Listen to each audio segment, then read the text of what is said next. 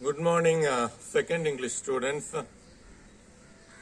We will, let's say, within 10 minutes, the remaining 10 pages could be, remaining 40 pages could be completed, but certain things you should know. That's why I am explaining these things. Certain things you should know beyond exam point of view and university syllabus. So let me explain, let's say, as an Indian, we all should know Indian mythology and Indian history, and so that the understanding of your own religion would be better, and your attitude towards our attitude towards Hindu religion and Hindu mythology is improved. Okay, so beyond exam point of view, we should know certain facts, and we have to change our attitudes. Okay, so that's why I just want to explain in detail. I just want to explain this book completely. Okay, so this is the thing, and now invasions and immigration. So that is the next topic. So invasions and immigration. Persians, Greeks, Sakas, Pallavas, etc. All these people invaded India, and they assimilated with the Indians. Okay, so Persians, Greeks, Sakas, Pallavas, all these peoples invaded India, but they assimilated with the Indians. Okay, but the only people who did not assimilate and who maintained the kind of who maintained a distance, and they never assimilated with India, and they considered Indians as inferior to them. That is the British people. Okay, British people were the only people who invaded India, and they did not assimilated with India, and they maintained the racial superiority. Okay, so this is the history. But other people like Persians, Greeks, Sakas, Pallavas, even to a certain extent Muslims, everybody invaded India and assimilated with India. And when each and every group invaded India, Hinduism, the concept of Hinduism, Indian mythology changed a lot. Okay, so that is the real history. Okay, so the concept of heaven, hell, dharma, adharma intensified or changed. So actually the concept of heaven, hell, dharma, adharma intensified. Okay, so when Muslims came, and when these foreigners, that is Persians, Greeks, Kakas, Pallavas, invaded India, these concepts, the heaven, hell, dharma, adharma intensified. Okay, and the real faith is that there are many various creatures in the universe, and various heavens are there, and there is no concept of hell. Dharma and adharma, if you want to follow, you just follow. If you want to lead a forest life, you can lead. If you want to lead a civilized life, you can lead. There's nothing wrong in it. This is the main concept of Hinduism. But when these foreigners invaded India, the concept of dharma, adharma intensified. Okay, and the Indians themselves, the assimilated Indians themselves believed in heaven and hell. Yes, there is concept of dharma. We should follow dharma. We should never follow adharma. Likewise, these concepts intensified. And the similarity is that most of the religions has the concept of Messiah. In Christianity also we say that Messiah will come and protect the people. Dharma will be established. Okay, this concept is there in most of the people, in most of the religions also. In Hinduism also this concept is there. In Vishnu's the 10th incarnation, that is Kalki Pavadaram, Kalki incarnation. He will incarnate, he will born in the world, and he will destroy all the adharmas and adharma people, and not only that, he will completely destroy the whole world. So that is what given in Vedas, and this concept is there. This similar concept is there in Christianity as well as in Islam and in many religions. And most of the religions, it is said that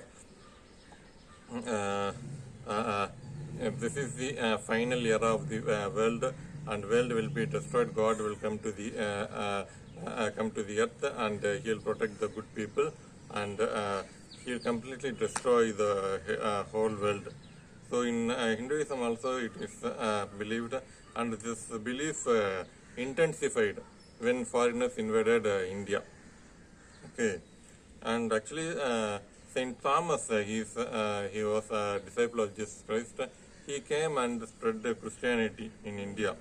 Even that time also Christianity was not well known in India, but after the advent of Vasco da Gama, actually he did not conquer anything. He discovered the sea route to India, and he was a Portuguese, and Portuguese invaded Goa. Okay, and actually they conquered many other places, but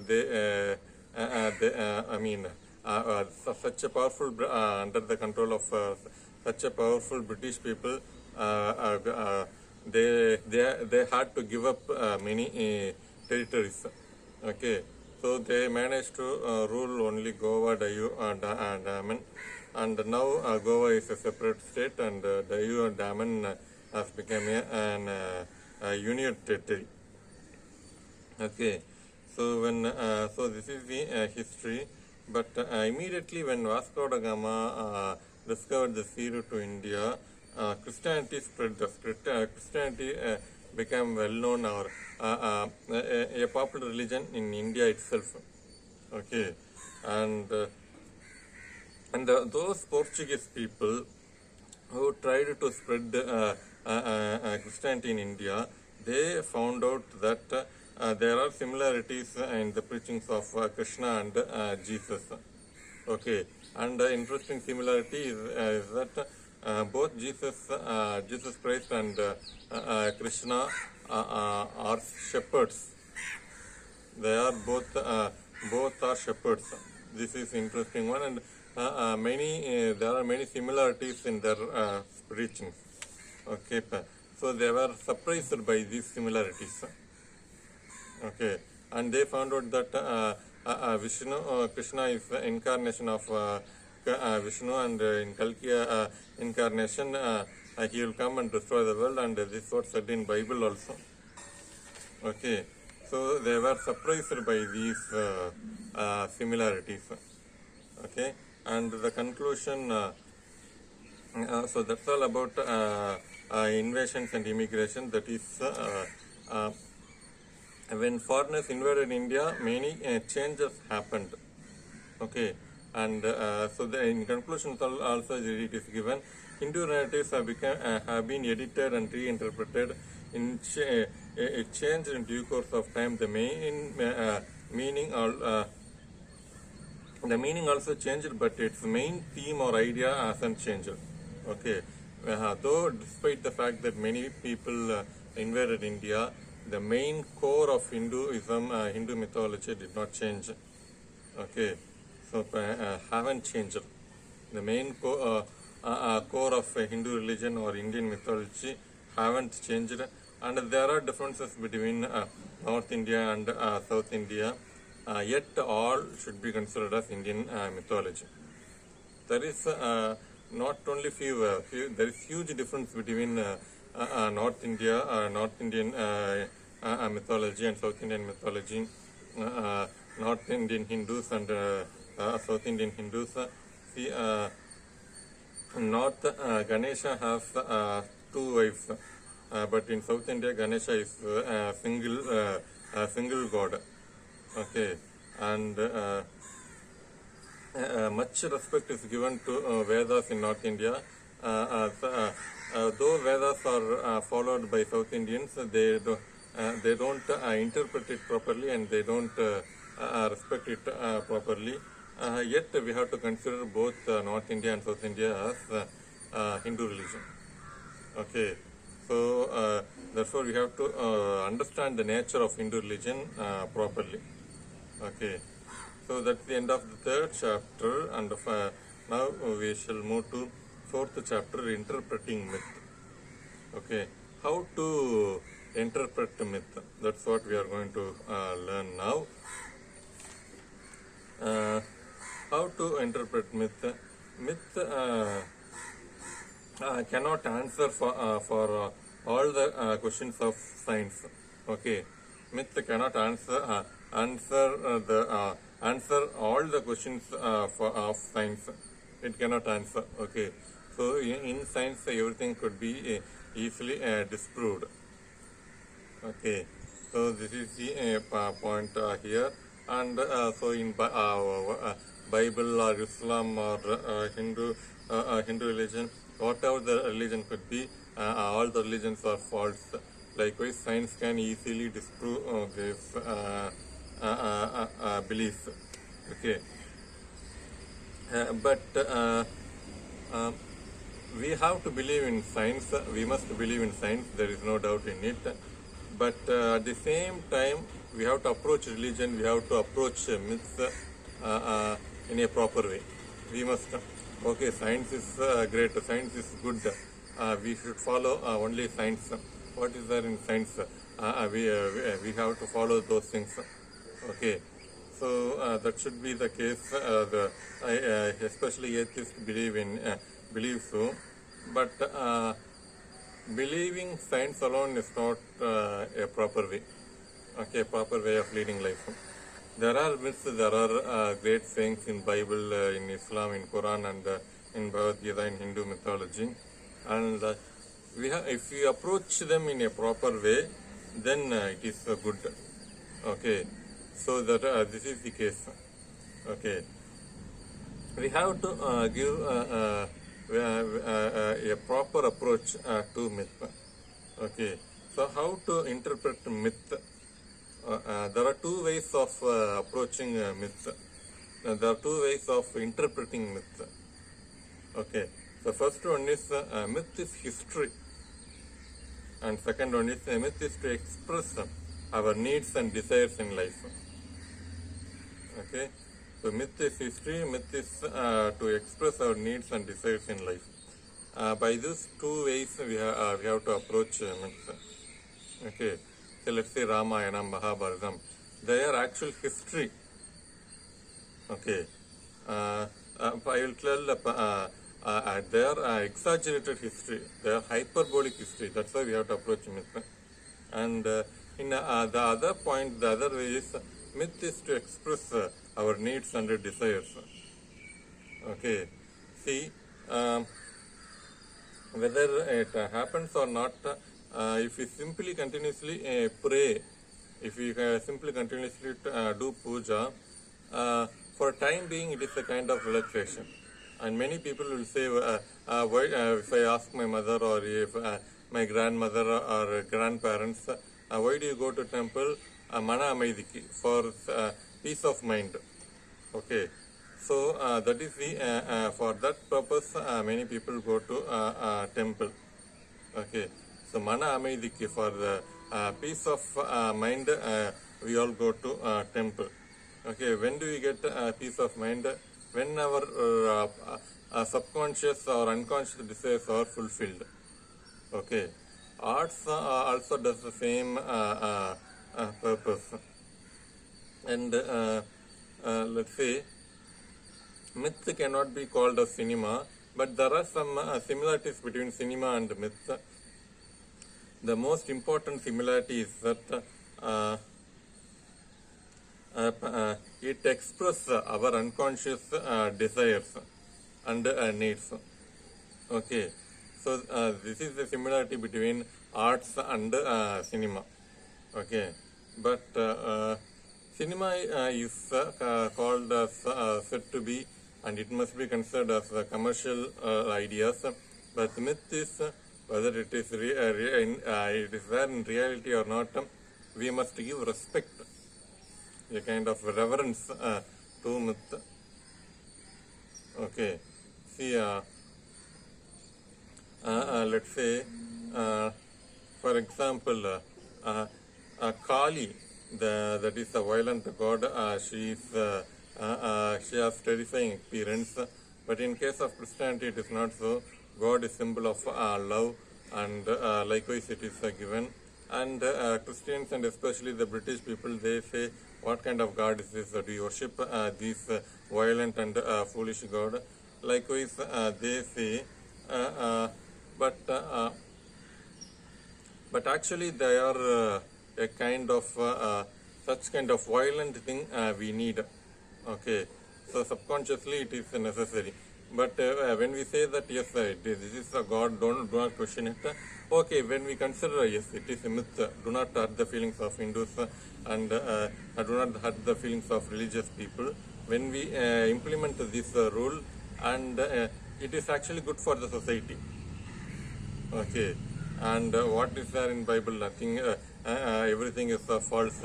Likewise, if we say so, and both Hindus and Christians will fight, and harmonious relationship will not be cannot be implemented. So let's say we shall give some kind of reverence to Hindu mythology and Christianity. But in case of let's say there is lots of violence in movie, then we have to stop it. Okay, so that's how we have to approach cinema and myths. And but the similarity is same. Let's say Krishna. Okay, but predominantly Mahabharatam satisfy the unconscious desire of male, not female. That's what I feel. Let's say, for example, Krishna steal all the clothes of women when they are when they bath in the pond. Okay, and they demand their clothes back. Nope, you should come naked before me. Okay, so this is done by God, but if a man does in reality, definitely it is sexual abuse, so he must be punished. Okay, but okay, Krishna is, he has certain power. Why this story is narrated? We have to give up all our desires, then only we can reach God, and we can approach God. So if you think that yes, I want a dress, I want clothes to approach you, then you will never be able to approach God. That is, the clothes represents our worldly desires. When we give up our worldly desires, then we can approach God, we can get the moksha. So this is how it should be interpreted. But actually, it satisfies this subconsciously. This story satisfies the desire of men.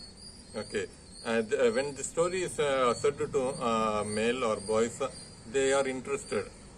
Okay, Krishna steals all the dress of women, and they are naked, and Krishna says, yes, you come before me as naked. Okay, when I say this story, definitely boys are going to be interested. Okay, subconsciously they are going to be interested. Okay, and then when we apply these values, they follow it. It is believed it. Why these stories are created? Just to create interest. To create interest. Interest. Yes, he steals clothes of women. Okay, and there is seen that evening time he is in forest and he plays flute, and by that all the women in the village, all the girls in the village are mesmerized, and they simply enter the forest, and they simply dance around him, they kiss him. That's how it is. There is a scene. Okay, this such scene is not there. It cannot happen in today. It cannot happen in any of boys' life. But such thing, all the boys want such thing to happen in their life. Whether it is good or wrong, that is a separate topic. but all the boys like to happen such things in their life. Okay, so let's say even today they are all sexual needs. Okay, when they listen to these stories, their unconscious desires are satisfied. Okay, at the same time certain values are taught to the people. Okay, so this is the concept of Indian mythology, and that's how we have to approach, and the science also should approach in this way. Therefore they cannot simply reject Indian mythology. Okay, so they express our unconscious needs and desires. Okay, thus they are all balanced. Okay, so thus when we follow Indian mythology, our desires, our moral values are exactly balanced. Okay, see, if in movies, if there is a scene, I mean, even Malaysia to Amnesia or many movies are there. Okay, a man has 2 or 3 wives. Even Paris and Jairaj, he has 2 wives. In Malaysia to Amnesia, in that movie also, the protagonist has 2 wives, and how he manages. Okay, so in Manmadan and in 90s movies it is given there is a single hero, and around the single hero hundreds of girls should be would be fling around, and he simply dances, and let's say even the item song, still item song is done. There is a single girl, and around the single girl all the men are there. They see the girl's navel, and they touch the girl's navel, or even breast cleavage. So such things are there. They satisfy the unconscious desires of men. Okay, so they are all the sexual needs of men, but the sexual needs of women are completely different. And to understand the sexual needs are satisfied only women are loved by a man. Okay, so then only a woman's sexual need are going to be satisfied completely. But in case of a man, if a girl appears naked, or even if a girl appears sleeveless before a man, the man is going to be sexually aroused. Okay, but even if a man appear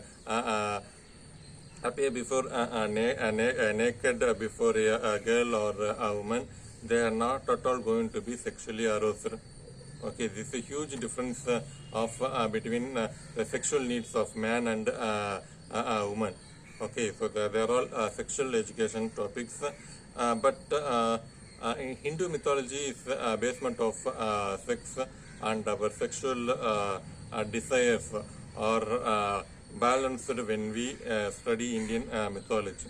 Okay, not only sexual desires, all our desires are balanced when we approach Indian mythology. Okay, so that's why we have to approach the myths or history. So history and next topic, history and prehistory, and how to approach history. That is the first topic. The first point, myth is actually history. Okay, many people believe that myths are actual event. Okay, Ramayana, Mahabharata are actual event.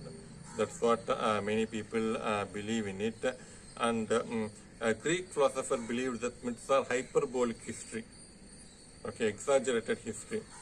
Okay, if let's say if we take Ramayana, Ravana should have been a king, and he simply kidnapped Sita. That would have been real history.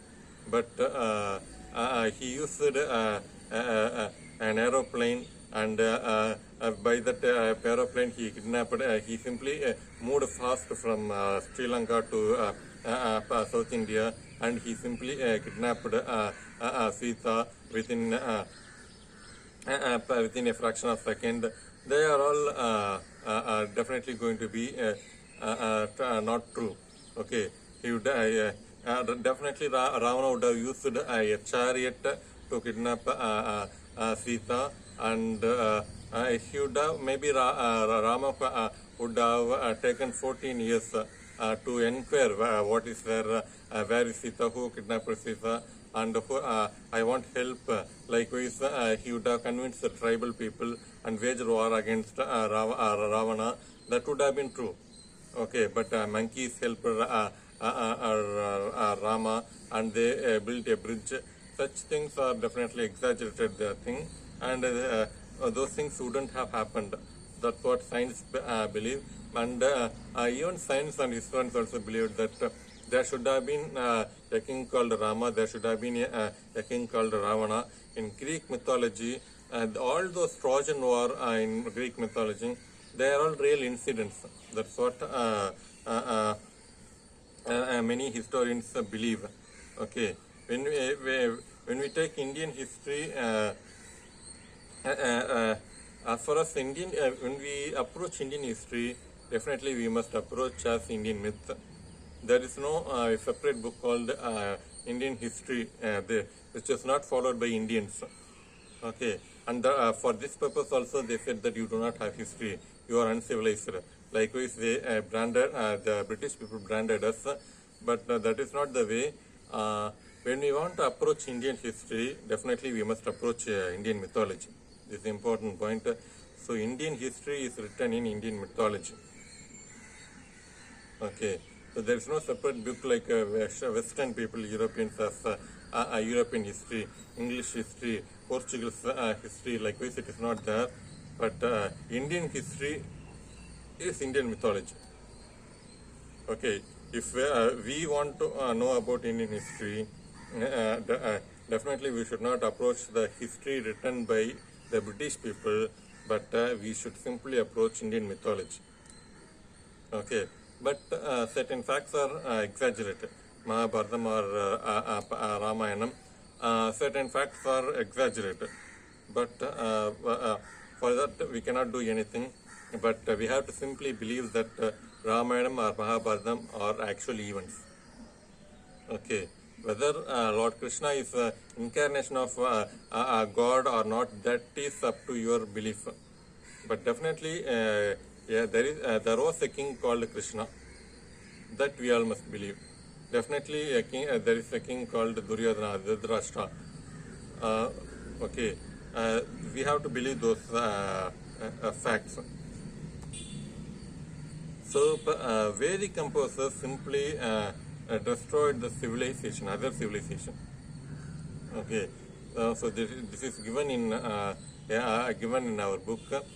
Let's say he did not mention as Brahmins, but Vedic composers. Whether the Vedic composers are rishis or not, that we do not know. But Vedic composers simply destroyed Indus Valley civilization. Though the word Indus Valley civilization is not mentioned in the book, but indirectly he says that Vedic composers destroyed Indus Valley civilization. Okay, and so Indian history began from BCE 1500 to AD 500, and see, if you open at page 163, there is a story, and the story seems to be completely a fantasy. But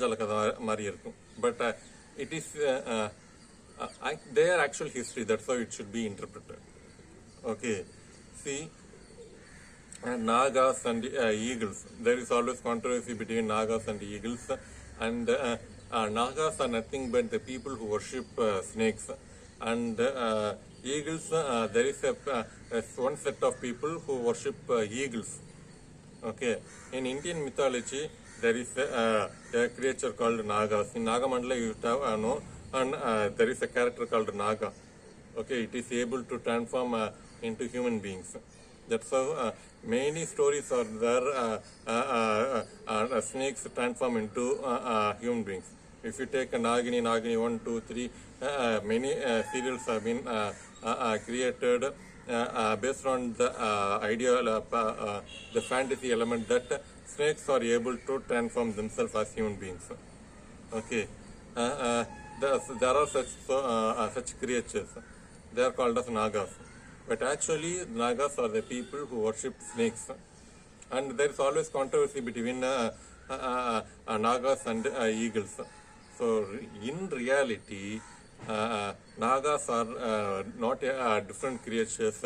They have the ability to transform themselves into human beings. They have the ability to have the appearance, whoever the man or who are the men or women they see.